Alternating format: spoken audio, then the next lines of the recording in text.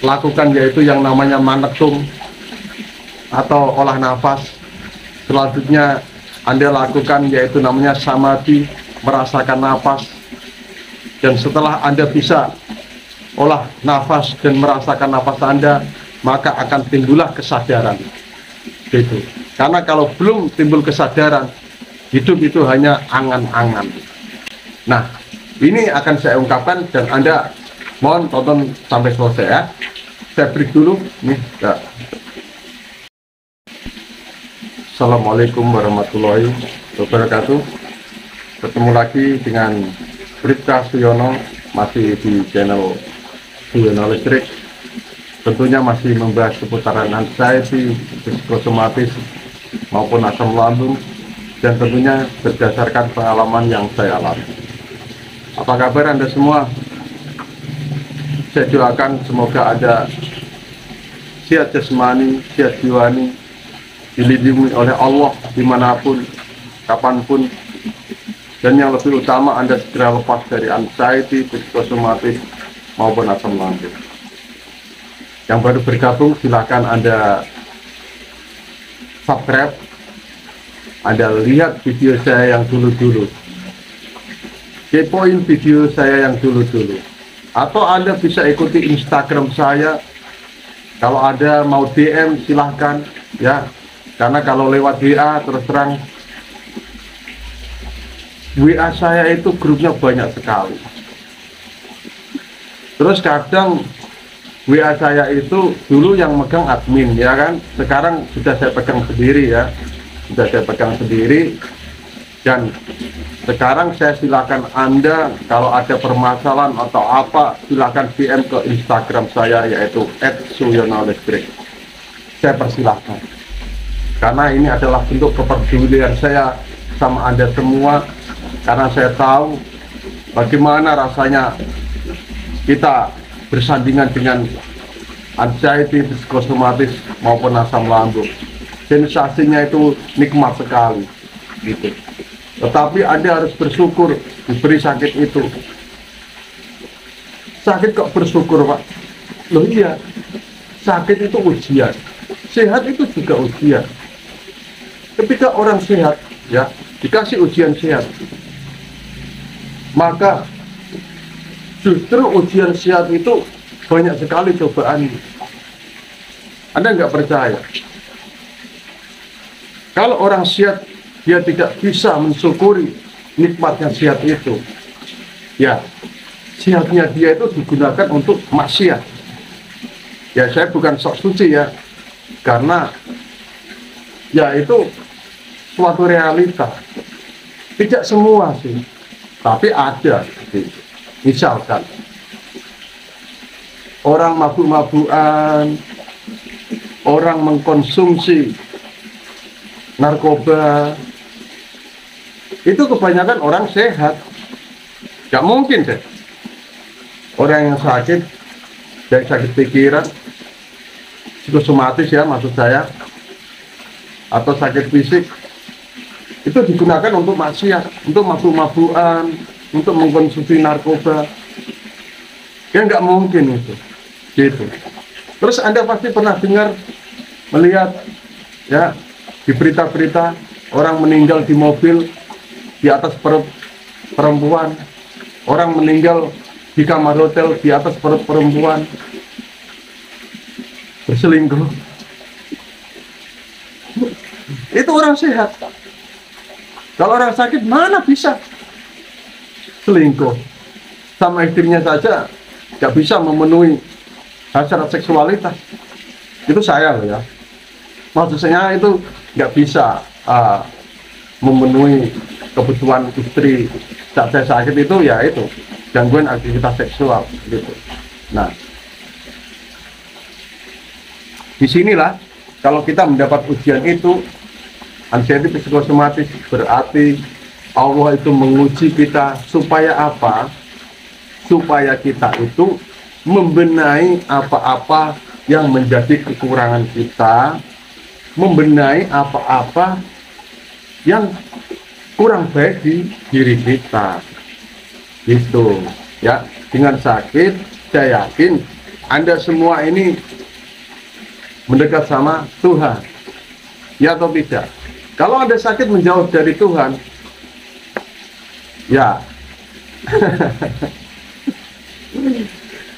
sakit mendekatlah sama Tuhan, gitu ya.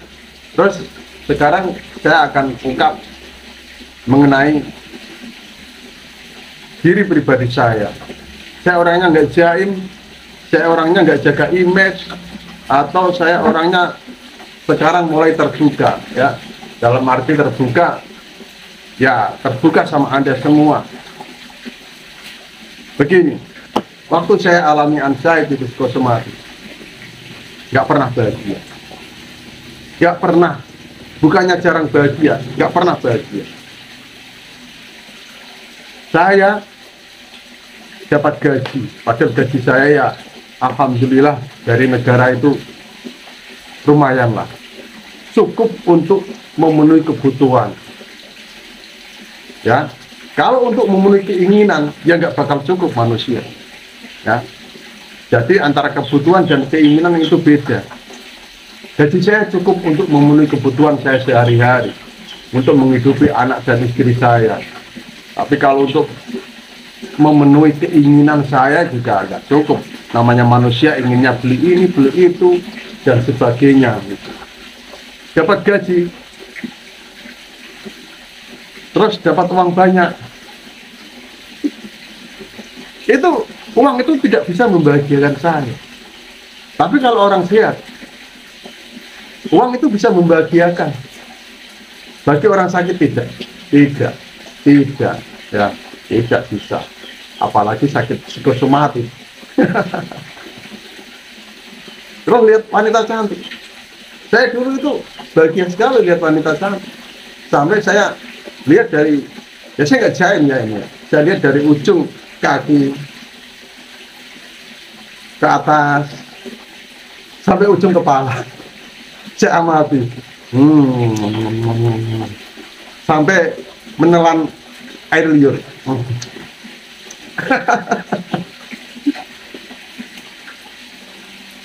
Itu dulu, ya. Tapi saat saya sakit psikosomatik, lihat wanita tua, mana tertarik saya? Enggak, sama sekali nggak tertarik. Nggak bisa menggoda hati saya, nggak bisa membangkitkan burung saya.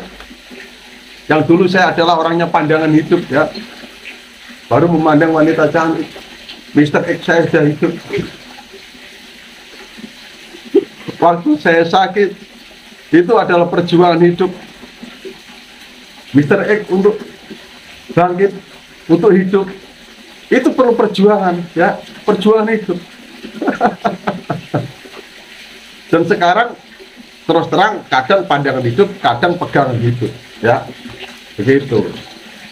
Kalau hati saya lagi serg ya memandang itu sudah hidup. Kalau nggak serg ya dipegang baru hidup, gitu. Nah, inilah. Padahal bahagia itu harganya sangat murah. Tetapi kenapa saat saya alami psikosomatis itu bahagia itu terasa mahal, mahal sekali. Saya jadi bertanya-tanya, kenapa dengan diri saya ini? Itu. Nah, bahagia ini, kalau Anda alami anxiety psikosomatis, bahagia ini adalah penyembuh utama Anda. Ya, saya jelaskan lagi. Obat dari segala obat psikosomatis, selain yang saya sebutkan dulu-dulu, bahagia itu adalah obatnya. Ketenangan di pikiran itu adalah obatnya. Dan Anda yakin protes sama saya, bagaimana bisa bahagia, Pak? Kalau saya masih mengalami sensasi psikosomatis. Ya, saya sadar itu. Saya menyadari, saya memahami. Susah untuk bahagia. Tetapi bukannya nggak ada jalan untuk menuju bahagia. Banyak jalan menuju Mekah, banyak jalan menuju Madinah. Ya. Saya nggak mau di sini menuju mengucap banyak jalan menuju Roma karena saya orang Muslim. Jadi mohon maaf, saya sekarang pedoman saya banyak jalan menuju Mekah, banyak jalan menuju Madinah. Gitu. Dan semoga saja saya bisa ke sana. Gitu. Amin.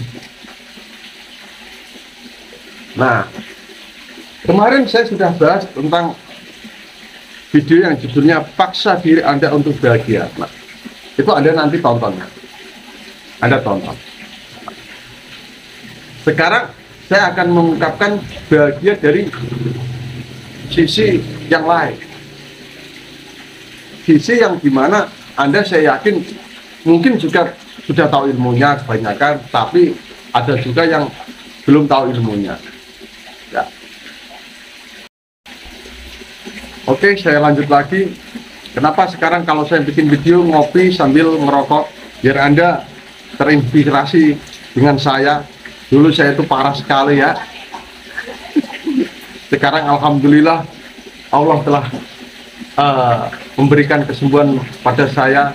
Sudah bisa ngerokok, ngopi, makan juga sudah enjoy ya. Sudah berani makan yang pedas walaupun tidak terlalu pedas, berani makan yang asam-asam sedikit ya, sudah berani ya minum kopi, terus daging ya, yang dulu saya pantangi semua, yang bikin saya kurus, yang bikin saya lemes, gak bertenaga gitu. Sekarang mulai saya beranikan untuk makan ya, walaupun jangan berlebihan karena seumuran saya itu harus benar-benar menjaga pola makan gitu. Tapi jangan mantang, terlalu banyak mantang, cuma porsinya dikurangi ya. Oke, ini kemarin saya sudah bikin video yang paksa untuk bahagia. Nah, nanti Anda tonton ya setelah ini, paksa diri Anda untuk bahagia, itu sudah ada ya. Sekarang dari segi yang mungkin Anda belum tahu atau Anda sudah tahu ya. Yang pertama adalah supaya Anda itu bahagia itu muncul. Ini sebenarnya ya dibilang gampang-gampang susah gitu. Yang pertama, jangan merasa Anda itu sendiri. Menganggap bahwa Anda itu kayaknya di dunia ini hanya saya deh yang sakit ini. Kayaknya di Indonesia ini hanya saya deh yang merasakan sakit ini. Jangan merasa sendiri gitu, karena banyak orang yang mengalami ini. Tetapi ya Anda jangan berpedoman itu terus. Pedomannya oh banyak kok, santai saja. Jangan, berlomba-lombalah untuk bangkit. Biar apa? Biar Anda juga bisa membantu sesama orang yang mengalami itu. Kalau nanti Anda sudah sembuh, Anda bisa berbagi ilmu nanti. Itu ya, nikmat sekali berbagi ilmu itu. Anggap saja kalau Anda berbagi ilmu sama orang-orang, teman-teman Anda, itu amal jariah buat Anda gitu. Gitu ya, jangan merasa sendiri. Kalau Anda yang menderita ini, nah, kalau Anda itu merasa sendiri, ya pasti Anda inginnya merata, aduh dan sebagainya gitu. Ya, betul. Jadi bangkitkan di diri Anda, ayo berlomba-lomba dalam hal kebaikan, segera bangkit, segera bantu teman Anda, orang di sekitar Anda yang alami psikosomatik, gitu ya. Nah, lalu yang kedua, setiap sensasi jangan Anda anggap itu adalah siksaan, gitu ya. Misalnya Anda merasakan sensasi apa? Anda keteng, sering perut begah, mules, terus nyeri sendi, dan sebagainya. Anda jangan menganggap itu adalah sebuah siksaan. Justru itu adalah kenikmatan yang diberikan oleh Tuhan pada Anda. Ya. Dengan Anda selalu merasakan sensasi itu, secara tidak langsung, saya yakin Anda itu ya, pikiran Anda nanti akan begini, wah Kenapa saya tiap hari merasakan sensasi ini? Akhirnya Anda nanti akan bisa introspeksi diri, terus bisa mendekatkan diri sama Tuhan, dan nanti Anda akan menemukan jati diri Anda yang sejati itu bagaimana. Gitu. Kalau istilah ilmu Jawa, temukan jati diri Anda. Nanti Anda akan merasakan yang namanya yaitu manunggaling kaula kalawan Gusti. Begitu. Ya. Anda merasa menyatu dengan semesta ini, menyatu dengan dunia ini, dan Anda merasa dekat sama Sang Pencipta. Gitu. Terus yang ketiga, jangan anggap sakit ini adalah azab. Jangan. Wah, saya kena azab ini sama Tuhan. Jangan begitu. Justru Anda diberi sakit ini, dosa Anda itu dirontokkan sama Tuhan. Ini adalah penghapus dosa Anda. Jadi berpikir begini terus. Wah, berarti kalau saya semakin lama sakitnya, berarti dosa saya semakin berkurang. Iya, begitu. Saya dulu begitu, iya, dosa saya berkurang. Alhamdulillah banyak sekali berkurang. Gitu. Tetapi juga Anda jangan sakit itu terus biarlah sakit, dosa saya berkurang. Jangan, tetap ikhtiar ya untuk sembuh. Sudah Pak, saya sudah ikhtiar untuk sembuh, sudah berobat kemana-mana. Nah, belum dikasih sembuh Pak. Tuhan masih merindukan istighfar Anda, masih merindukan zikir Anda. Gitu ya. Sampai saja, enjoy aja ya. Saya bisa, insya Allah Anda juga bisa. Walaupun semboyan itu sebenarnya ya agak kurang setuju saya, tapi nggak apa-apa lah. Saya bisa, insya Allah Anda bisa, itu aja. Terus yang keempat, jangan sering meronta. Ini, apa ini saya ini? Kok saya begini itu bagaimana? Wah, ingin berontak, menjerit, meronta-ronta, tidak ikhlas dengan apa yang diberikan oleh Tuhan. Ketika Anda menerima kebahagiaan, ketika Anda menerima sehat, Anda berontak enggak? Enggak kan? Dikasih sakit ya sudah, jangan berontak. Itu kan semua pemberian dari Tuhan. Ya, saya nggak nyalakan Anda. Saya bukan di sini berarti orang yang sudah bisa melakukan itu semua ya. Saya juga masih belajar. Saya dulu juga begitu, ingin berontak, ingin meronta, menjerit, wah gitu. Tapi itu salah. Dan saya nggak lakukan itu lagi. Gitu. Nah, itulah kita bisa belajar dari pengalaman kita, belajar dari kesalahan-kesalahan kita. Itu. Terus yang selanjutnya, jangan banyak mengeluh.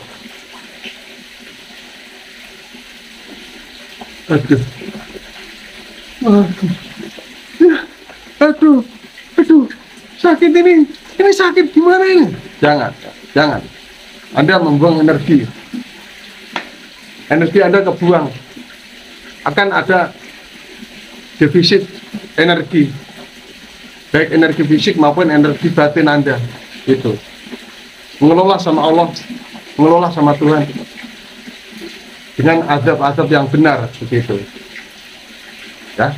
Itu walaupun Anda saat mengeluh itu merasa lega mungkin ya, tetapi keluhan Anda itu adalah memberikan sugesti.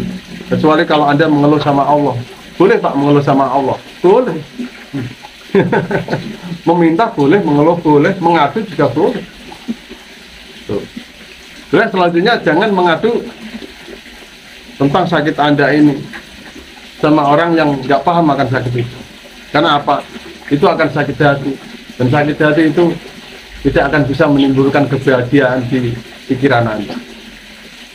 Mengadu ini, saya ini, mana ada? Misalnya Anda mengadu begini, saya takut mati ini. Pasti orang jawabnya, semua orang juga akan mati nanti. Kenapa harus takut? Padahal dia sendiri, saya yakin juga takut mati.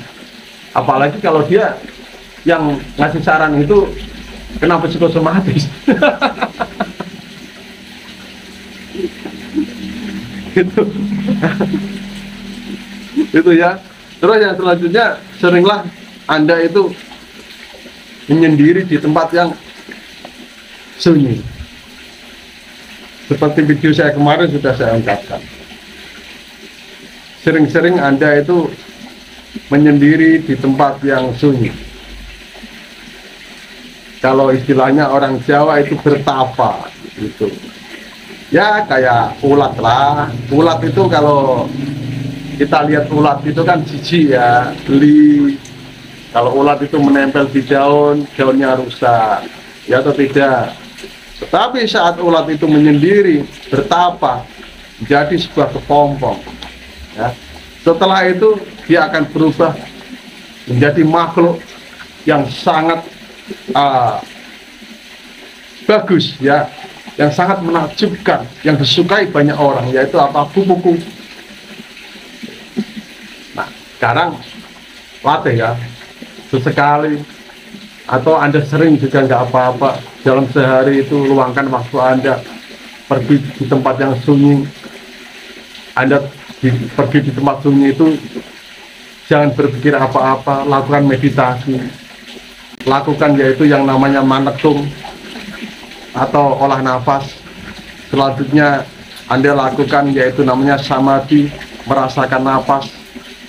Dan setelah Anda bisa olah nafas dan merasakan nafas Anda, maka akan timbullah kesadaran gitu. Karena kalau belum timbul kesadaran, hidup itu hanya angan-angan gitu ya, ilmu Jawa ya. Oke, semangat kawan, mungkin hanya itu saja. Salam sejahtera dari Bribka Asbiono. Wassalamualaikum warahmatullahi wabarakatuh.